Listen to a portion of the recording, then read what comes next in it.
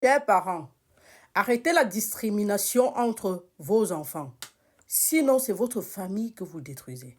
Si vous dites donner l'éducation à vos enfants, soyez père, soyez au même niveau avec tout le monde. Et laissez-moi vous dire, vous pouvez faire semblant de ne pas être au même niveau, mais sachez que les enfants communiquent avec votre énergie. Si vous êtes en train de privilégier X par rapport à l'autre, sachez qu'il le remarque. Même la personne que vous privilégiez se sent mal de voir que vous ne traitez pas son frère de la même façon. Si vous avez donné une éducation au premier enfant, suivez la même éducation sur le deuxième pour que ce soit bénéfique pour tout le monde. Comme ça, le premier va voir que non, en fait, c'est comme ça que maman est. Ce n'est pas que vous allez faire les comparaisons sur les enfants, privilégier un enfant parce qu'il porte le nom de votre mère ou de votre père, privilégier un enfant parce qu'il est le petit frère, il est le dernier né. Ce n'est pas juste. Donc, arrêtez la discrimination, arrêtez les comparaisons et arrêtez l'injustice. Ce n'est pas bien. Vous blessez ces petits-enfants. Ils n'ont pas demandé à naître. Ils veulent juste être au même niveau. Tu achètes un joueur meilleur à l'autre parce qu'il est le petit frère, parce qu'il porte ton nom. Il porte le nom de ta mère, il porte le nom de ton père. Quand il fait une bêtise et qu'on veut lui donner une correction, non, ne touche pas à ma mère, ne touche pas à mon père, c'est à la mère de quelqu'un d'autre qu'on doit toucher. Tu penses même que tu fais du mal à qui en fait?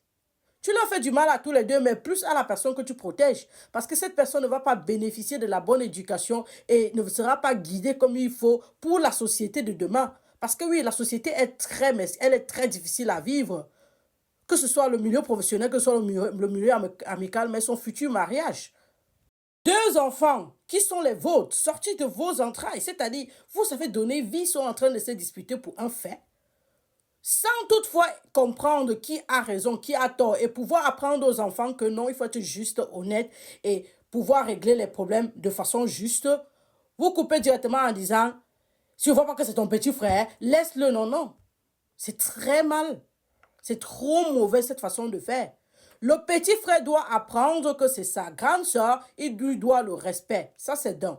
De deux, le petit frère doit apprendre que même si je suis le petit frère, je dois demander. Et quand je demande, que je sache qu'on peut me refuser. Et quand on me refuse, que j'accepte parce que ce n'est pas tout qui m'est permis dans la vie. Le petit frère doit savoir que dans la famille, ils sont un. Et il n'y a pas de l'enfant privilégié de papa et maman. Parce qu'il y a des familles où on sait que si on veut demander quelque chose au père ou à la mère, on envoie telle personne parce que dès qu'il va partir, maman va écouter. Soit parce que l'enfant là, porte le nom familial de la mère ou du père, ou alors soit parce que je ne sais pourquoi, ou parce qu'il est trop fort à l'école. Il y a cette comparaison entre les habilités des enfants et les compétences.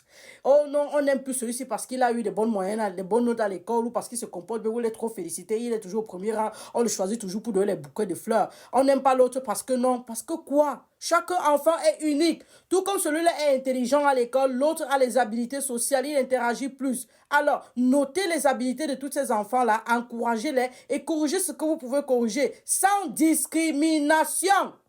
Tchuss! Ça donne la santé 3.0, docteur Satera, infirmière.